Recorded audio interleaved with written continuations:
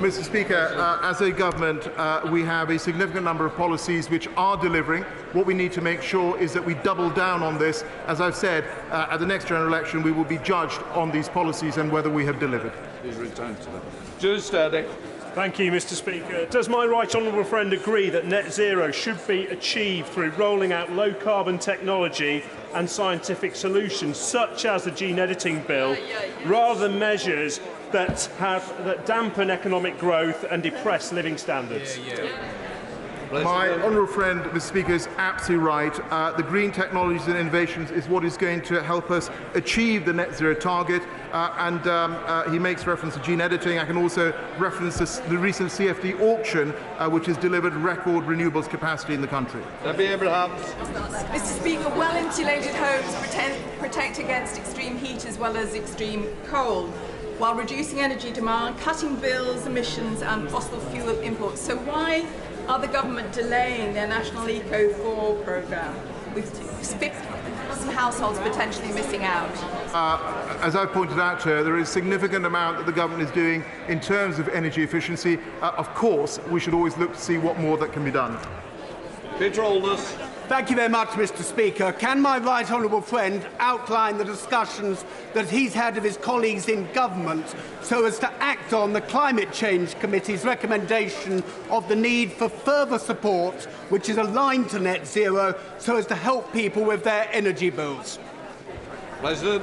Mr. Speaker, as he knows, support is being provided to help households, particularly the most vulnerable households will receive at least £200 worth of support. Of course, we also need to look at further energy efficiency measures, and I'm sure the new Prime Minister and Chancellor will look at all of this. Ruth Jones. Thank you, Mr. Speaker. Yesterday, the court found that the government's net zero strategy was unlawful because it only included 95% of the emissions reductions required to meet the sixth carbon budget, and by not including the detail required to enable Parliament to properly scrutinise it. So what will the Minister do to rectify this, and which aspects of the strategy will he be strengthening now? Well, Mr. Speaker, as I've said in response to an earlier question, the net zero strategy is not what has been quashed, and obviously the Department for Business, Energy and Industrial Strategy will look to respond on the judgment that's been made. Harriet Baldwin. Thank you, Mr. Speaker, and can I commend my right honourable friend for his amazing service as COP26 President? And can I ask him to make it his objective to ban the sale of Chinese lanterns across the UK? Across our tinder dry land, they are simply acting as unguided flamethrowers. President, well, Mr. Speaker, I thank my honourable friend for her kind comments. With regard to these lanterns, I will make sure this is raised with the appropriate department domestically.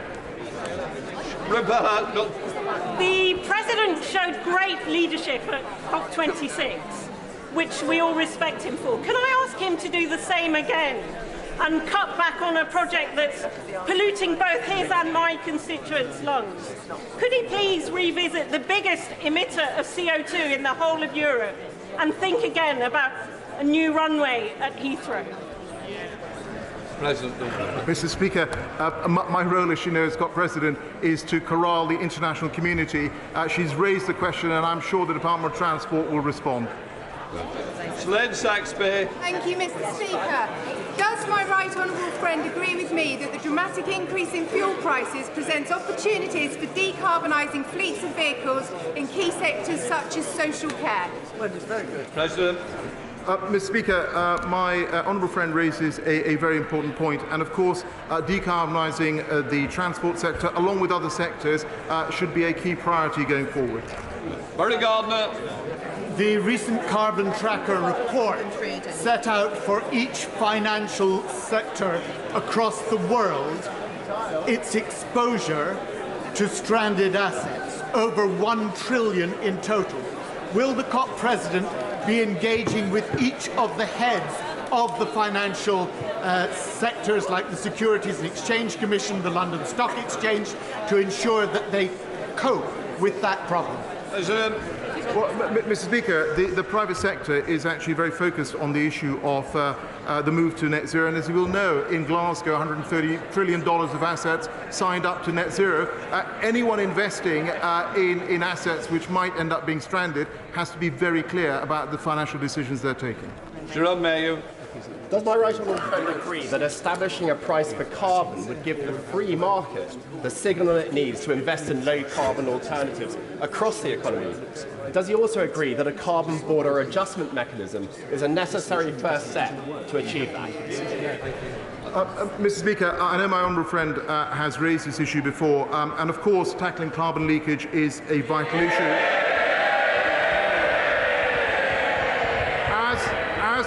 As my honourable friend is aware, Her Majesty's Treasury will be launching a consultation later this year and setting out a range of carbon leakage mitigation options, which includes looking at a carbon border adjustment mechanism.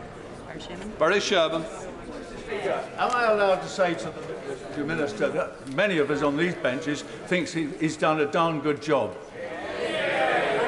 But will he make every effort, if he survives the present wranglings in the Conservative Party, will he come back and grassroot what we're trying to do about climate change in every community and every town and city and community? Let's have 500 sustainable towns and cities in this country. Does he agree with that? Mr. Speaker, in the words of Gloria Gaynor, I will survive. But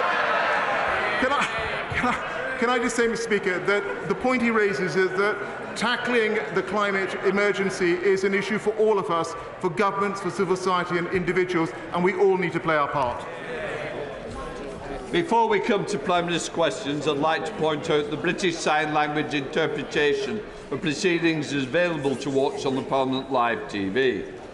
I'd also like to welcome Lord Mackay, who is retiring today after many distinguished years as Lord Chancellor. Before I call Kim Leadbeater to ask the first question, it's only fitting. Before I call Kim Leadbeater, it's to ask her first question. It's only fitting to note this is likely to be the final time the Right Honourable Member for Uxbridge addresses the House as Prime Minister. I would like to wish him and his family all the best for the future.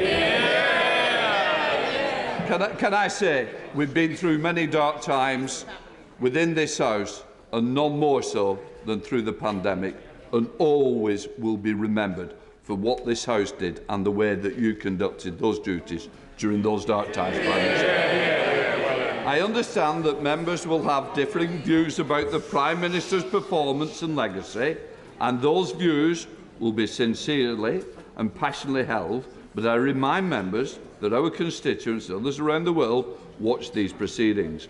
Let us conduct them in a respectful manner, focusing on issues and policies rather than personalities.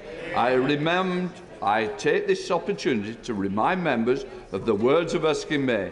Good temper and moderation are the characteristics of the parliamentary debate. I expect to see that reflected today in the proceedings. I now call Kim Leadbeater. Question number one, Mr. Speaker. Prime Minister. Thank you, Mr. Speaker. Today marks the 40th anniversary of the bombings in Hyde Park and Regent Park, and tomorrow sees the 50th anniversary of Bloody Friday. Such terror by the provisional IRA was barbaric and shameful, bringing untold grief to countless families, and our thoughts are with all those who lost loved ones during the Troubles. We as a government remain determined to help build a better shared future for all the people of Northern Ireland. Mr. Speaker, I have spoken to the Chair of the National Fire Council last night and this morning about the heroic work of firefighters in recent days. I know the whole House will want to thank them and all our frontline services who've been working hard to keep us safe. My right honourable friend, the Chancellor of the Duchy of Lancaster, will be making an oral statement later. Mr. Speaker, I know colleagues will wish to join me in wishing England's Lionesses well in their quarter-final match against Spain in Brighton this evening. And I know that the House will want to congratulate Jake Whiteman, who produced a stunning run to take gold in the 1,500 metres at the World Championships in Oregon. Mr. Speaker, as you rightly say, last week I told the House that this was possibly, that last week was possibly my last PMQs. This week, Mr. Speaker, probably, certainly will be my last PMQs from this dispatch box, or any other dispatch box. Mr. Speaker, this morning I had meetings with ministerial colleagues and others, and in addition to my duties in this House, I will have further such meetings later today. Thank you, Mr. Speaker. Summer recess gives all parliamentarians an opportunity to reflect on our inability to uphold the 7 principles of public life. Selflessness, openness, objectivity, honesty, integrity, accountability and leadership. These are fine principles, but public trust in politicians is at an all-time low. Will the Prime Minister be using the next few weeks to personally consider why this could be? And as the unedifying fight for his job continues, if those who are vying to replace him were to draw on his wise counsel, if those who are vying to replace him would draw on his wise counsel, and why wouldn't they, what advice would he give to ensure the people we serve receive far better than they have from this government? Well, Mr. Speaker, I'm afraid I didn't quite catch the last bit of the honourable lady's question, but I will be using the next few weeks to do what I think the people of this country would expect, and that is drive forward the agenda on which we were elected in 2019, and of which I think the Labour Party particularly fear the Conservative Party, and that is the agenda of uniting and levelling up, and making sure that we invest in places that for decades were betrayed by Labour and left behind. And that is what the Conservatives are going to do, and that's why we're going to win again. Luke Evans. Russia's war in Ukraine continues. Now, Turkey have withdrawn its opposition to Sweden and Finland joining NATO. So what assessment does my right honourable friend make about the short and long-term securities of Europe now this has happened? Prime Minister. I thank my honourable friend for that excellent question. The accession of both countries, I think, will be good for them. I think it will encourage, it will make all our allies safer, and I think it will make the whole of the Euro-Atlantic security area stronger, Mr. Speaker. And I'm proud of the role that the UK has played in that accession. We now come to the Leader of the Opposition, Keir Starmer. Can I start by saying to the Prime Minister that I do know that the relationship between a Prime Minister and Leader of the Opposition is never easy, and this one's proved no exception to the rule. But I would like to take this opportunity to wish him, his wife and his family the best for the future. Can I also put on record our gratitude to the fire and rescue services for all their courageous work yesterday in extreme temperatures. All our thoughts are with those affected by the fires, particularly those that have lost their homes. I join the Prime Minister in his comments about the bombings in Hyde Park and the IRA bombings. I also join him in his comments about the Lionesses. The coverage starts at 7:30 tonight on BBC One, and I'm sure the whole country will be roaring them on. And for anyone who doesn't fancy football, EastEnders is on. So if you'd rather watch outrageous characters taking lumps out of it themselves, you've got a choice. Albert Square or the Tory leadership debates on catch-up. On that topic, Mr. Speaker, why does the Prime Minister think that those vying to replace him decided to pull out of the Sky debate last night? Prime Minister. Well, Mr. Speaker, I'm not following this thing particularly closely, but my impression is that there's been quite a lot of debate already, and I think the public are having an ample opportunity to view the talent, Mr. Speaker, that any one of which, as I say before, like some household detergent, would wipe the floor I mean, today happens to be just about the anniversary of the exit from lockdown last year. And do you remember what he said? He said, yeah, I'm going to remind him, he said it was reckless. It was because we were able to take that decision, Mr. Speaker, supported by every single one of those Conservative candidates, opposed by him, that we had the fastest economic growth in the G7. We're now able to help families up and down the country. If we'd listened to him, it wouldn't have been possible, Mr. Speaker. And I don't think they'll be listening to him either. Well, I'm impressed he managed to get through that with a straight face, actually. I think the truth is this. They organised the TV debates because they thought it would be a great chance for the public to hear from the candidates firsthand. Yeah. Then disaster struck because the public actually heard from the candidates firsthand. But I am interested in what he makes of the battle for his job. So let me start with a simple one. Does the Prime Minister agree with his former Chancellor that plans put forward by the other candidates are, in his words, I've got them here, nothing more than the fantasy economics of unfunded spending promises?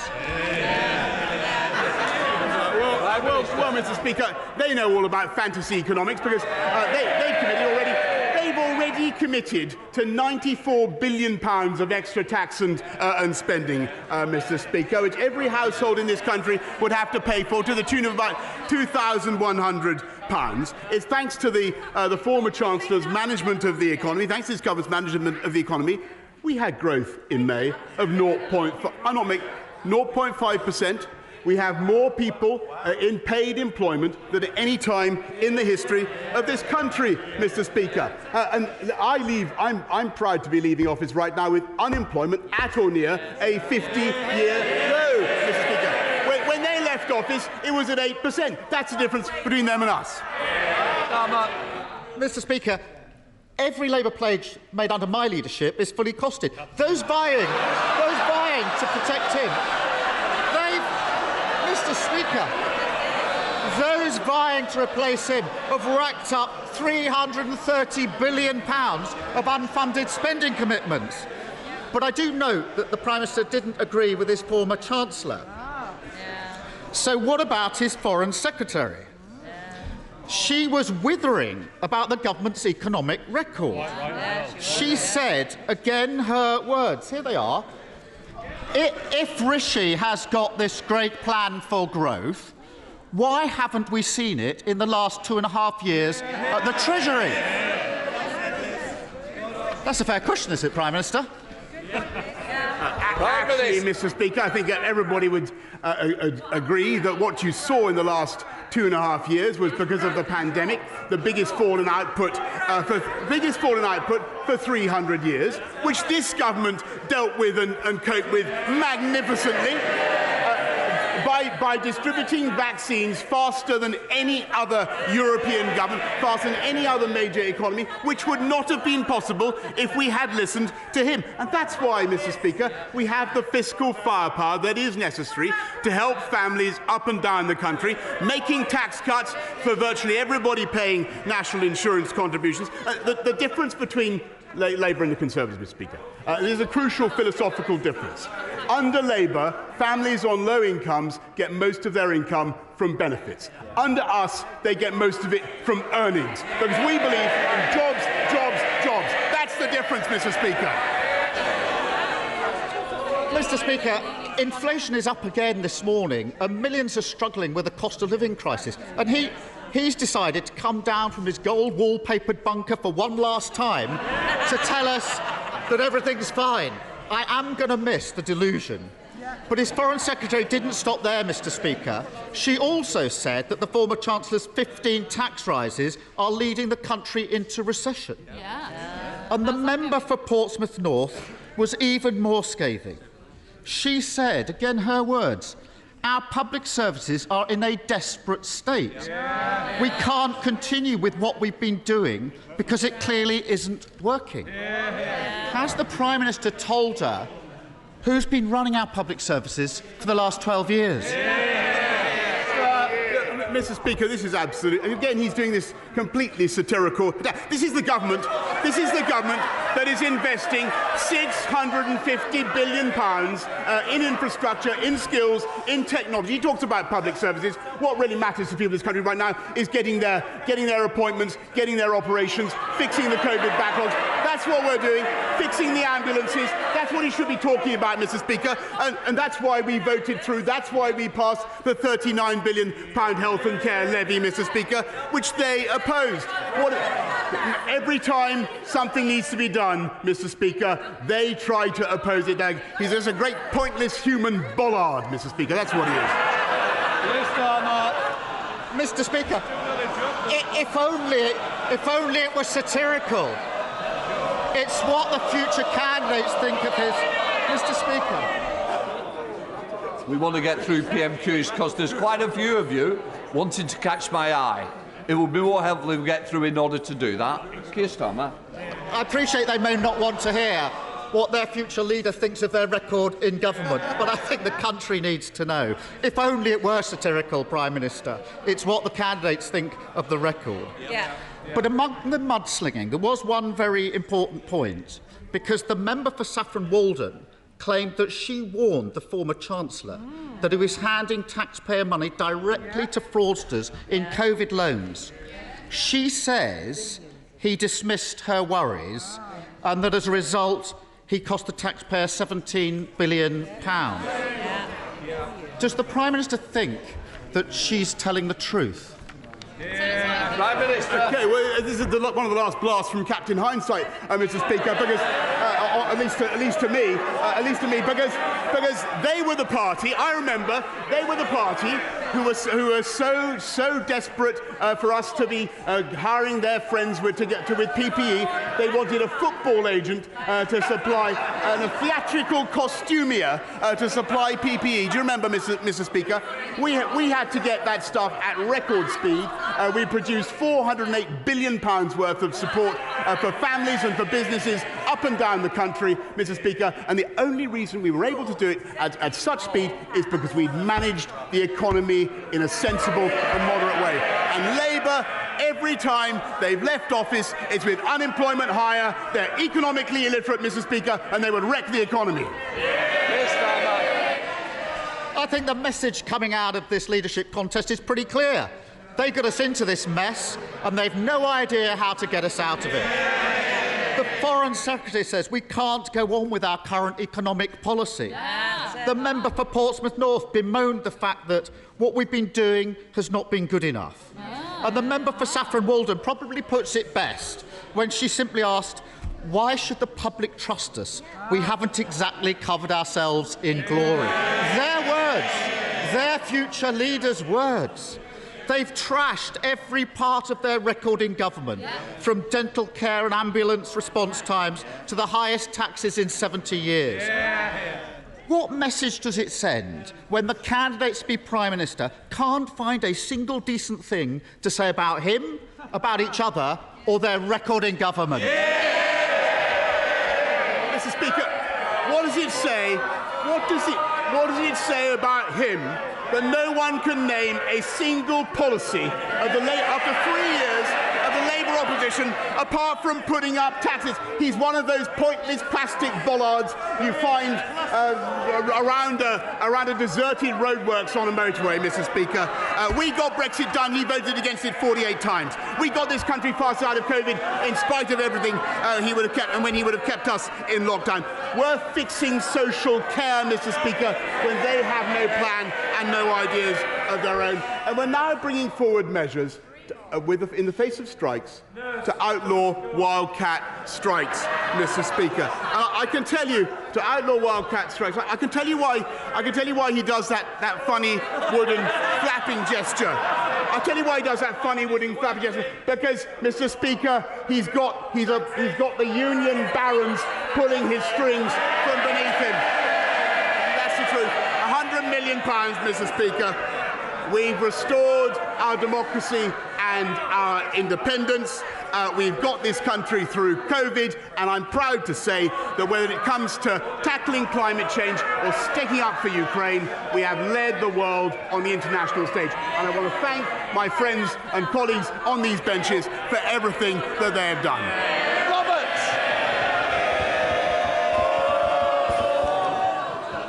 Mr. Speaker, in September it will be 25 years since the 25th anniversary of the referendum on devolution in both Scotland and Wales. 1 in 20 people in England and the NHS have been waiting for more than a year. In Wales, that's 1 in 5. And school leaders in Wales, 75% of whom say that they don't have enough capital to maintain their existing buildings, regardless of building any others. In his final opportunity at the dispatch box, will the Prime Minister and the Minister for the Union agree that in terms of Wales at least, devolution has been a disaster? Prime Minister. Mr. Speaker, I want devolution to work, but I think, and I've had some good conversations with Mark Drayford, but the devolved authorities, particularly Labour in Wales, need to do their job properly. Now comes to the Leader of the SNP, Ian Blackford. Thank you, Mr. Speaker, and can I join you in wishing all the best in his impending retirement to James Mackay and Beth. He's been a friend to many of us right throughout this House, and we congratulate him for his service. Can I also join the Prime Minister in congratulating Jake Whiteman for his success overnight in winning the 1500 metres at the World Champions? What a fantastic achievement. Mr. Speaker, this week has seen historic records set across the United Kingdom. But let's look at the Prime Minister's record-breaking efforts in office. His Tory Brexit slashed £31 billion from the economy, the biggest fall in living standards since the 1970s. People's pay in real terms falling at the fastest rate on record, with the worst economic growth forecast in the G20 outside Russia, and the highest inflation in 40 years. Personally, I'd like to thank the Prime Minister in his capacity as Minister of the Union for driving support for independence to new heights. Mr. Speaker, Westminster is holding Scotland back. The economy is failing, and this Prime Minister has driven us to the brink of a recession.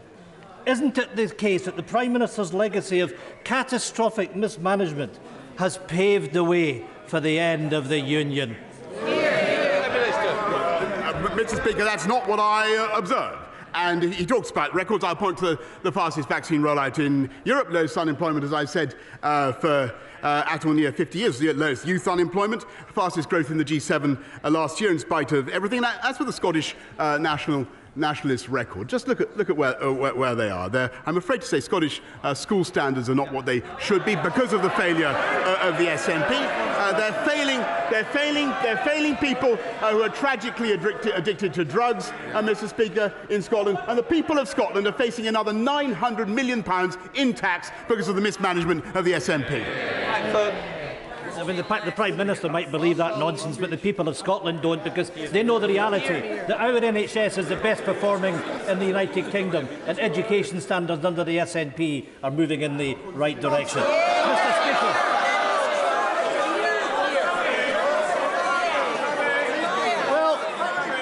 Mr. Speaker, that's a good look to the people of Scotland, the disdain that the Tories show for our country. Mr. Speaker, I hope that the Prime Minister has time to reflect on his conduct in office with all his new spare time, and I genuinely hope that he finds some peace of mind. The fact is, though, that as well as a record breaker, the Prime Minister is a rule breaker, illegally shutting down Parliament, partying through the pandemic, handing out PPE contracts to cronies, unilaterally changing the ministerial code. And let us not forget, Mr. Speaker, the Prime Minister is still under investigation because he can't be trusted to tell the truth. Shameful, disgraceful, and a complete waste of Scotland's time. This is how the people of Scotland will remember this Prime Minister. Isn't it the case that the Prime Minister and his government should have had its last day a long time ago? Quite simply, Downing Street is no place for a lawbreaker. Prime Minister. Well, look, Mr. Speaker, I think on the points, the personal abuse stuff, I think he's talking a load of tosh. But when he's retired to his croft, which may be all too soon, Mr. Speaker, I hope that he will reflect on his long-running campaign to break up the greatest country in the world. And I hope he will reflect on the pointlessness of what he is trying to do and think instead about the priorities of the people of Scotland, which I think are about all the issues that he thought were trivial, about their education, about crime, Mr. Speaker, and about the burden of taxation that they are unnecessarily placing on the people of Scotland. Welcome, Longy. A long time ago, when I trained as a pilot, I had the luxury of being able to fly around turbulent storms, but what I also had was the ability to rely on a team that kept my aircraft airworthy.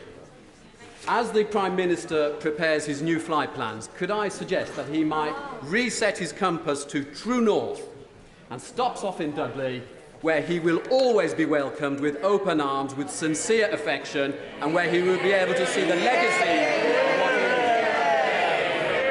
My honourable friend, I thank him for that renewed invitation, Mr. Speaker. I've spent many happy days with him in Dudley, and let's hope that there are more to come. And Davy! As the Prime Minister leaves office, I'm sure the whole House is looking forward to him completing his book on Shakespeare.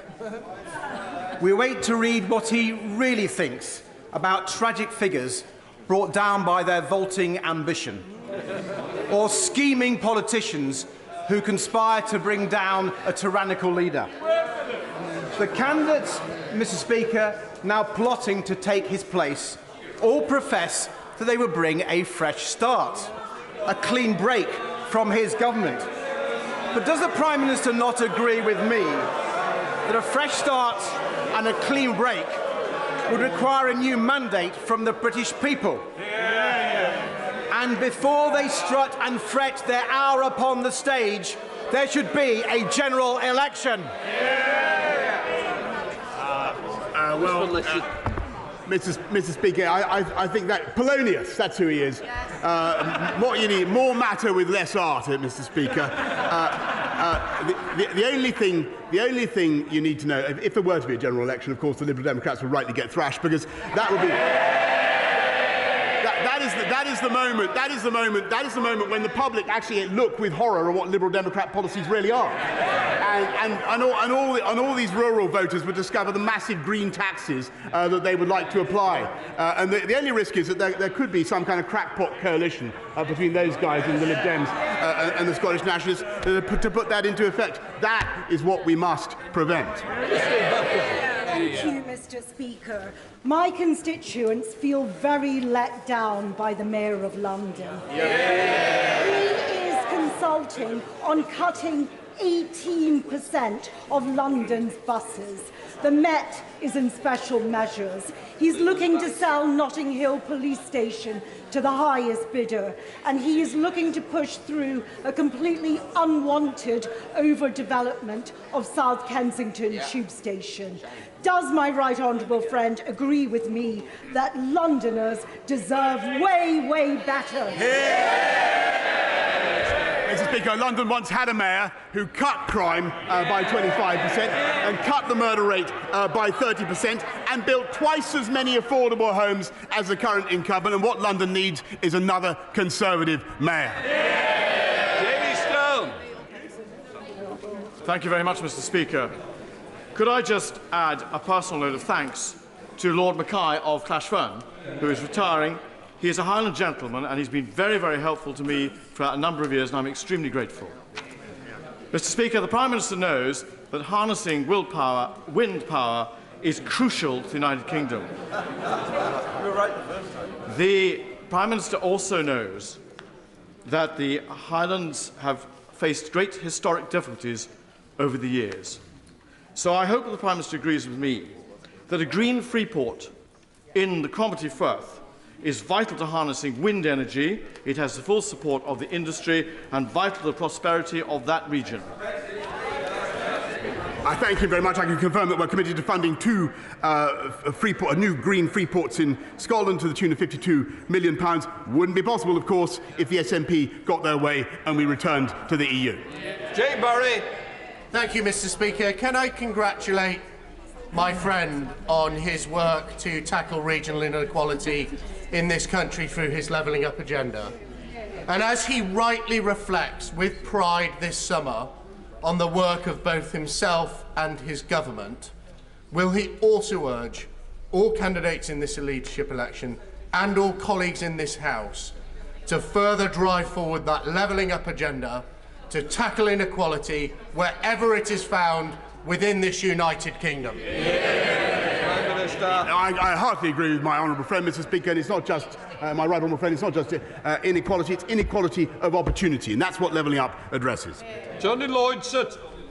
Thank you, Mr. Speaker. You know, very few people in the north of England believe that the levelling up agenda has achieved anything at all. Now, the Prime Minister has a few days left in office. Can he use this to drive through the Trans-Pennine rail system that we were promised would be finished in 2019 and will not be finished before 2030? It's a shambles and he is responsible.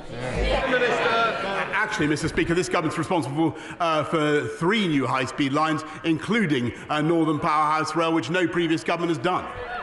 Caroline Notes. Thank you, Mr. Speaker. My right honourable friend rightly paid tribute to our hard-working firefighters dealing with the fires over the last few days in this unprecedented weather.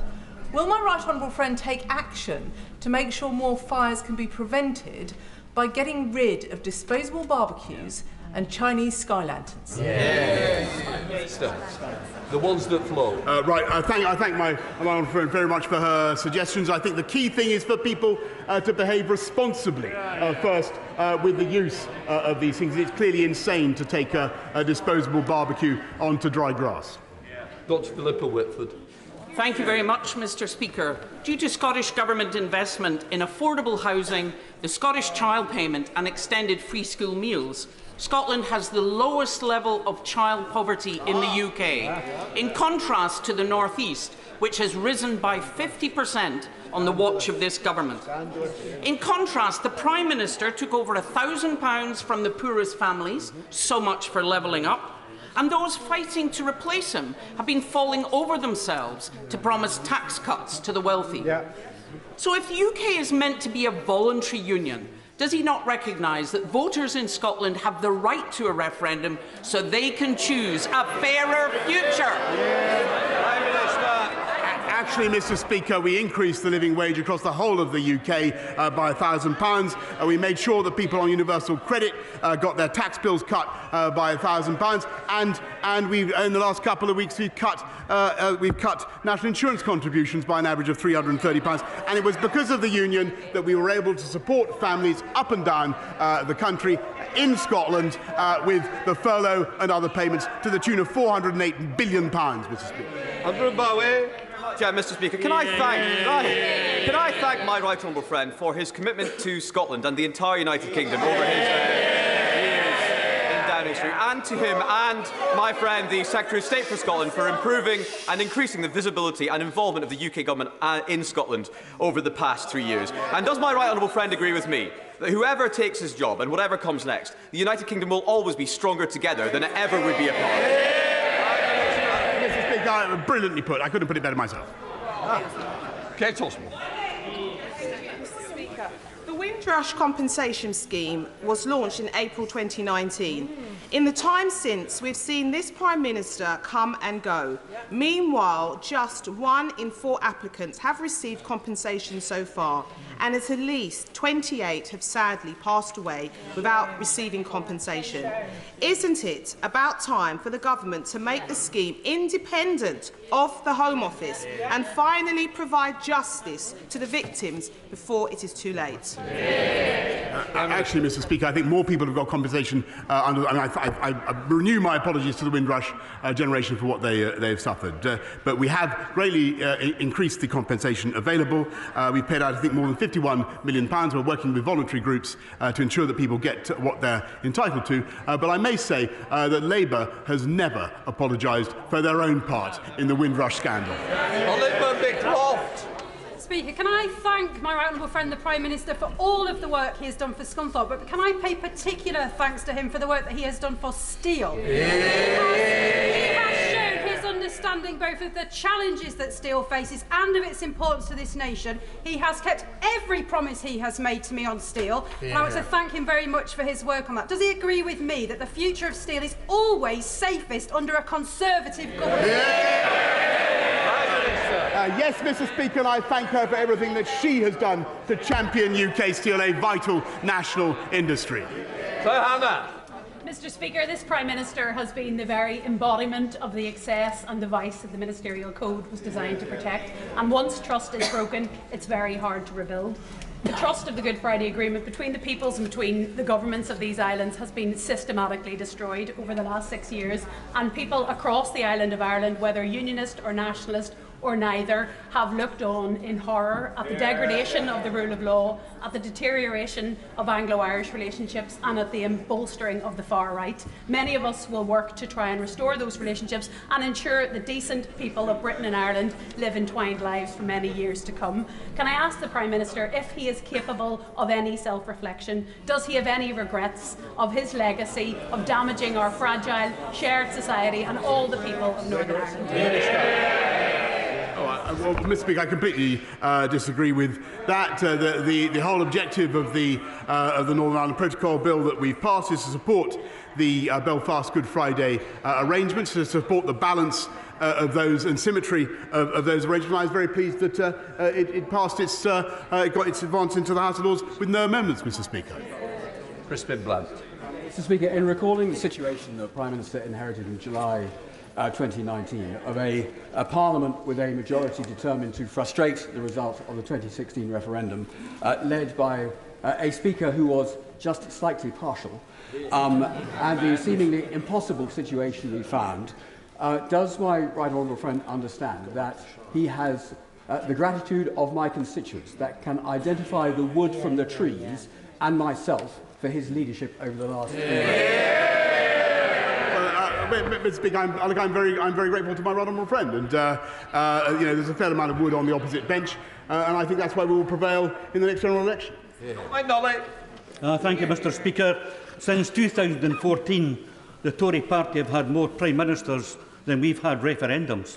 May I remind the PM of the Smith Commission report? It states it is agreed by all parties that nothing in this report prevents Scotland becoming an independent country. Therefore, does the Prime Minister believe in a democracy, and will he respect the people of Scotland's right to self-determination? Mr. Speaker, I think that the people of Scotland do not, frankly, want to be talking about constitutional issues when another referendum, when the issues before the country are the cost of living, the educational issues that we discussed, drugs, crime, Mr. Speaker. I think they're far more pressing. Mark Francois. Thank you, Mr. Speaker. The Prime Minister spoke earlier about the atrocities carried out by the IRA. For decades, many men and women had the courage to put on the Queen's uniform and uphold law and order in Northern Ireland on Operation Banner.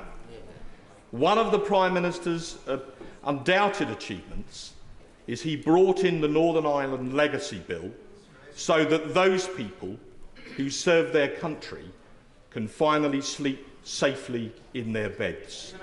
Thank you for that, Prime Minister, if I may be so presumptuous, on their behalf. You kept your word to them. Well, I'd like to thank my old friend for everything he did to campaign on that issue for so long. And I'm glad that this government was indeed able to fulfil its promise, not just to the veterans, but to their families as well. And I would like to renew my thanks to the security services who do so much to keep us safe, but also to all those who put on the Queen's uniform. Ronnie Cowan. Thank you very much, Mr. Speaker. Prime Minister, the OECD forecast the UK economy with zero growth in GDP for 2023. That would be the worst performance in the G7. Ireland, Switzerland, Norway, Denmark, the Netherlands, Iceland, Sweden, Austria, Belgium and Finland are all wealthier than the UK. Why should Scotland not be afforded the same opportunity to seek prosperity through being a sovereign, independent nation, standing as an equal amongst other equal nations. Mr. Speaker, the UK was the fastest in the G7 last year. We'll return to the top of the table soon because we came out of COVID fastest, and 0.5% growth in May, Mr. Speaker. And the people of Scotland, don't forget, the people of Scotland, like the people of the whole of the UK, are supported by the massive fiscal firepower of the UK Treasury, and that is a great advantage. Sharon McCorley. Mr. Speaker, and can I place on record my thanks particularly to the firefighters of Cornwall, who were also extremely busy and courageous yesterday. Can I thank this Prime Minister for his support and enthusiasm for Cornwall and for the people of Cornwall over the last few years, not least for the hosting of the G7 last year. And can I also thank him for the investment of the Shared Prosperity Fund, an investment of £132 million, which for an national average of £17 a head, Cornwall sees £233 a head. And does my right honourable friend agree that his enthusiasm for levelling up every part of the United Kingdom needs to carry on in the future? Yes, she's a fantastic champion. My friend is a fantastic champion for Cornwall, and we will continue with our programme to support the Greater South West, whether it's through the A303 or broadband. Mr. Speaker, Cornwall has a bright future with her as a representative. Justin Oswald. Thank you, Mr. Speaker. While the Prime Minister has been on the Randan at Chequers, people in Scotland are suffering because of this Tory cost of living crisis, and we're paying a high price for his disastrous hard Brexit imposed against the wishes of Scottish voters. It's time to end this democracy denial, Prime Minister. Scotland can't afford to stay shackled to this crumbling union and Tory governments that we don't vote for. Does the Prime Minister not accept that Scotland is a democracy? He has no right to overrule the votes of people in Scotland, and we will have the referendum that we voted for. Mr. Speaker, this is the country that secured furlough, that delivered the vaccine across the whole of the UK, while the SNP gets on with overtaxing to the tune of £900 million, Mr. Speaker. That's what they're overtaxing in Scotland, and we had a referendum, Mr. Speaker, in 2014. Martin Vickers. Thank you, Mr. Speaker. I know that my right honourable friend is aware of how important the seafood processing industry is to the Grimsby-Cleethorpes area. However, there is one cloud on the horizon, and that is the recently imposed 35% tariff on white fish, which is causing industry leaders considerable concern. And though they recognise that it's important to maintain sanctions against Russia, this is causing, as I say, great concern. Would my right honourable friend arrange meetings with me and my honourable friend from Grimsby with the appropriate ministers so we can discuss measures how to mitigate the impact on the industry? Minister. I'll make sure he gets a meeting as soon as possible with the relevant minister, but I think it is very important that we encourage our great fish and chips shops in Grimsby, Cleethorpes and elsewhere to make sure they're not just using Russian fish and chips. John Littleson.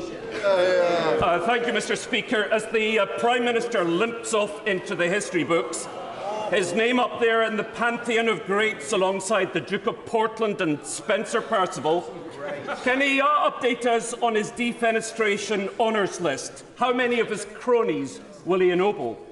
Can we expect him to surpass Harold Wilson with a lavender list of dodgy donors, obsequious courtiers and pinchers by nature? Very poor. Mr. Speaker, I'm sure that everybody who has served this government loyally and well deserves recognition of some kind. But as for the honours list, I'm afraid he'll have to contain his excitement. Can I just say, we wanted good temper and better moderate language, and I don't think we got it then. Right, well, I know we didn't. Anna Firth. Speaker, I'd like to thank the Prime Minister for his support for the new city of Southend. Our brilliant hospital turns 90 next Tuesday, but our heroic NHS staff are hampered by the size of the A&E department. Conservative-led capital funding of £8.4 million to expand the A&E department was promised 5 years ago, but has not quite arrived. Will my right honourable friend encourage the new health Health Secretary to give us the best birthday present ever, and in the words of Cuba Gooding Jr., show me the money. Order. I think the Prime Minister's got the message also. I'd like to hear your question as well. She's absolutely brilliant champion for Essex and for her hospital. I know the case is under review by the department, but never forget it's only possible because of the money that this government is investing. Go round, Davis. Mr. Speaker, the Prime Minister will be remembered as a man of his word. Pile high, 200,000 dead, the highest in Europe. FF business. This is the truth. They don't like it, do they? Let's listen to the truth. 400,000 fewer people in jobs than before the pandemic, if you include the self-employed, which the Prime Minister doesn't. So will he now keep faith to the 3.7 million people who've taken out student loans since this Conservative government was in power, who now face rising inflation in terms of rent, in terms of heating, in terms of eating, who now must pay Listen to that rabble. Listen to them. Sit down a minute. Just when I stand, it sees if you sit down. It helps all of the chairs. I want to send the question. I know it's going right to the end now. Go round, Davis. The 3.7 million people who face 7% interest rates from September, as well as the inflation on heating and eating and rent, when mortgages are 2%. Will he help those people in need, or will he help the city people who are making his friends making all this money out of the cost of living crisis? Mr. Speaker, I'll tell you what students want. They want to be able to have a system where they don't pay back more than they borrow, and that's what we're putting in. But they want to make sure also, Mr. Speaker, that they have a jobs market that will take them on with high-wage, high-skilled jobs. And the difference between them and us is that we get people into high-wage, high-skilled jobs. They're prepared to let them languish on the dole, Mr. Speaker. And that is the difference. Final question, Sir Edward Lee. On behalf of the House, may I thank the Prime Minister. On behalf of the House, may I thank the Prime Minister for his 3 years' record of service.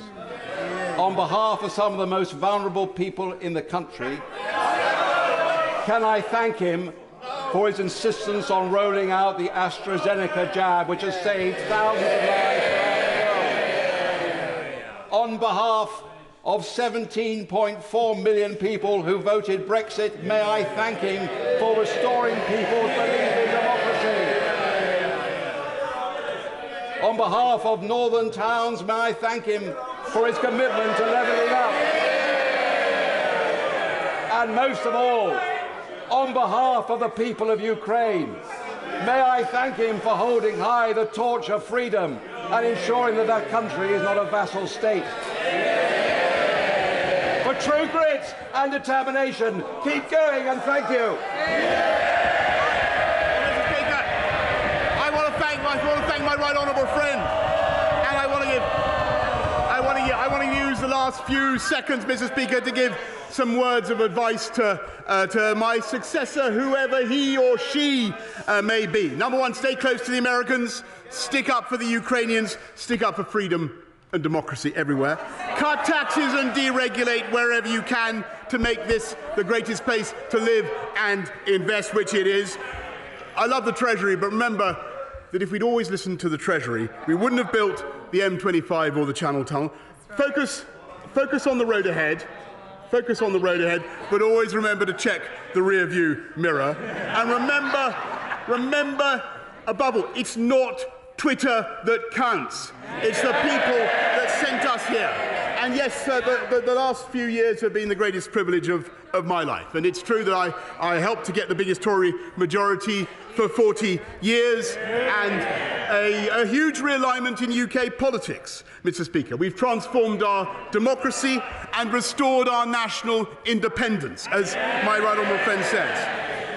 I've helped to get this country through a pandemic and helped save another country from barbarism. And frankly, that's enough to be going on with. Mission largely accomplished.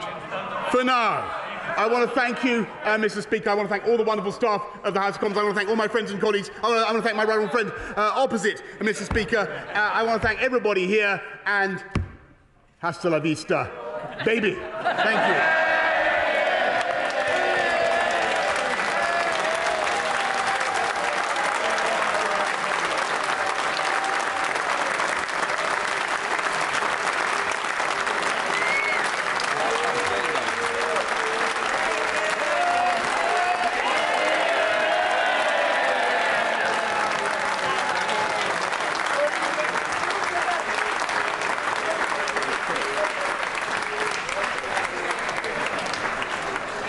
We now come to the statements.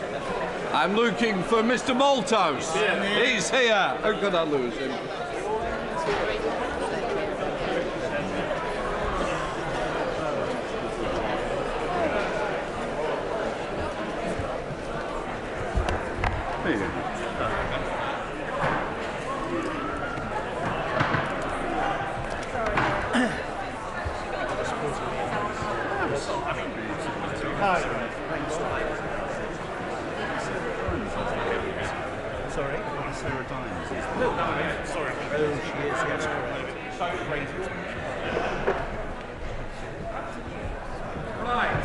Now going to come to the statement on the heatwave response. I call the Secretary of State, Kit Malthouse. Mr. Speaker, I would like to make a statement on this week's heatwave. Coningsby in Lincolnshire broke records yesterday when it registered a provisional reading of 40.3 degrees Celsius. According to the Met Office, no fewer than 34 locations around the United Kingdom exceeded the country's previous highest temperature of 37.8 Celsius set in 2019. We have seen a collective national endeavour to prepare for and manage the effects of the heat, from Town Hall to Whitehall and across various industries to keep people safe and infrastructure functioning.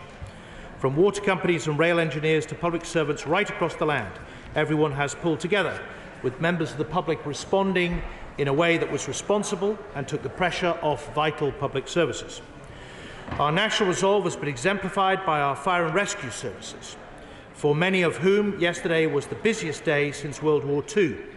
They were undoubtedly stretched but coped magnificently, and the systems put in place to make sure the fire service can operate on a national basis as well as locally worked well. In tinderbox conditions, they have dealt with dozens of wildfires around the country over the past 24 hours. 15 fire and rescue services declared major incidents and handled emergency calls the length and breadth of the country. Sadly, Mr. Speaker, at least 41 properties have been destroyed in London, 14 in Norfolk, 5 in Lincolnshire and smaller numbers elsewhere. On behalf of the Prime Minister and the Cabinet, and I'm sure the whole House, I'd like to pass on our sincere condolences to those who have lost their homes or business premises. And I know my right honourable friend, the Secretary of State, is working closely with local authorities to provide support to them. Throughout recent days, the Prime Minister has monitored our work and has been specifically briefed on a number of occasions. We did so again this morning. The Prime Minister was briefed during the wildfires by Mark Hardingham, Chair of the National Fire Chiefs Council and the Civil Contingency Secretariat, and he has also passed on his thanks to all the brave firefighters who sought to control the flames in such debilitating conditions. I would also, Mr. Speaker, like to pay my tribute to the fire control staff, officers and support teams for their essential work, and the other agencies that have made such tremendous efforts in recent days, the NHS, our emergency call handlers, Police and Maritime and Coast Guard Agency, amongst many others. Honourable members will be relieved to know that some pressure on these services will now ease as the fiercest heat has subsided. Many incidents are now being scaled back. Thunderstorms are likely this afternoon, but for much of the country, more clement, dry conditions are the pattern in coming days. The Met Office, however, stresses that the summer is likely to bring further hot weather and wildfire risk remains elevated. That is why we're treating this heatwave as an exacting test of our national resilience and contingency planning. As always, Mr. Speaker, there is no room for complacency. We have seen over the last few days what you can achieve when you prepare properly and then work closely together. Owing to the technical expertise of the weather forecasters who predicted with admirable precision the peak of the heatwave and how high the temperatures would be, the government was able to launch an advanced campaign of comprehensive public advice. And our early data shows how, well before the heatwave arrived, People were taking on board this advice from the UK Health Security Agency, the NHS, the Chief and Deputy Medical Chief Officer, emergency services and key agencies on the ground. And because of our established local networks and colleagues in the devolved administrations, we had people spread across the UK ready to step in when it matters. I am particularly grateful, Mr Speaker, for the cooperation and support we receive from the Scottish Government, Welsh Government and Northern Ireland Executive. We all need to manage these events together. Now, Mr Speaker, I'd like to give some examples of how people taking the right action help to mitigate the effects of the extreme weather, starting with heeding advice. Fully 5 times as many people accessed NHS England internet pages on how to manage the symptoms of heat exhaustion in the critical week beginning July the 11th. That's 5 times as many. Moving on to our vital 999 call services, we had feared that they would come under untold pressure, yet as the mercury climbed inexorably on July the 18th, fewer 999 calls were made than the week before, and more 111 calls, again suggesting that the public had heeded the advice, this time to avoid 999 unless in emergencies. And on to travel, Mr Speaker, and once again people were playing for the team. The public stayed at home to avoid the heat, not venturing far. The data bears this out. On Monday, footfall at major London stations was around 35% of normal post-pandemic levels. Yesterday, Network Rail reports passenger train numbers were around 40% down on the previous week. We did not forget those who cannot easily leave their homes either, asking people to look out for the elderly and vulnerable family members and neighbours. Tragically, however, Mr Speaker, 13 people are believed to have lost their lives after getting into difficulty in rivers, reservoirs and lakes while swimming in recent days. 7 of them, sadly, teenage boys. And I would like to pass on our sincere condolences and that of the whole House to the families of the victims for their terrible loss. Of course, we still have to work through the longer-term consequences of the heatwave. The true picture will not come until all incidents are analysed, all emergency teams are debriefed and all incident logs and data reconciled. There is a great deal of data yet to come in from colleagues in the devolved administrations and from the local authorities and agencies around the country. We do recognise, Mr Speaker, that we are likely to experience more of these incidents and that we should not underestimate their speed, scope and severity. Britain may be unaccustomed to such high temperatures, but the UK, along with our European neighbours, must learn to live with extreme events such as these. The government has been at the forefront of the international efforts to reach net zero, but the impacts of climate change are with us now. This is why we have a national adaptation programme under the leadership of the Environment Department. As we have seen in recent days, we will continue to face acute events driven by climate change.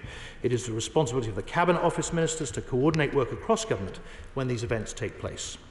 The Government will continue to build our collective resilience. To this end, the National Resilience Strategy, about which I was asked on Monday, will be launched at the earliest possible opportunity by the incoming administration. In the meantime, I will continue to coordinate the work of teams across government in building resilience to make sure the country is ready to meet the challenges of the autumn, the winter and beyond, and it is in that spirit that I commend this statement to the House. We now come to the Deputy Leader of the Opposition, Angela Rayner. Thank you, Mr Speaker. The events of the last